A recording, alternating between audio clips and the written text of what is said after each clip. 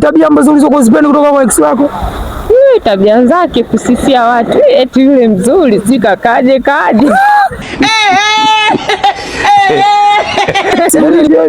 Kwa jinsi ulivyo mpenzi una kweli? Aliniacha. Wanaume nini mnataka? Kisa mambo tu. Huyo ni mwanaume mweupe mweusi, nataka kujua alikuwa mweusi.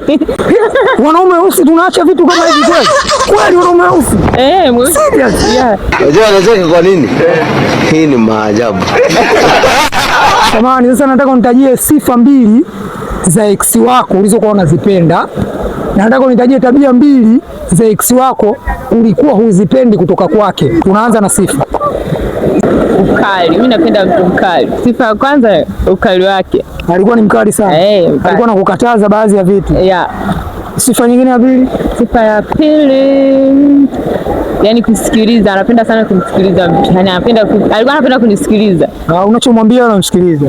Yeah. Ulimpa limbwata lakini kusikilizaji hivi hivi. Limbwata hata sijui anasikiaga limbwata sijui. Kusikiliza tu hivi hivi. Tabia ambazo ulizokuzipendi kutoka kwa ex wako? Tabia zake kusifia watu, eti yule mzuri, sika kaje. Yaani alikuwa anamsifia, unatembea naye anamsifia mwanamke mwingine. Ananionyesha kwenye simu yake. Astaghfirullah. Eti nyingine kunipa hela. Alikuwa anipe hela. Kama alikuwa umzingui labda kwenye kuja ghetto njoo. Anipe unaweza? Ya. Alikuwa ananikera pale ambapo anipi pesa. What are you saying, bwana? What are you saying? What is he saying? Dubai.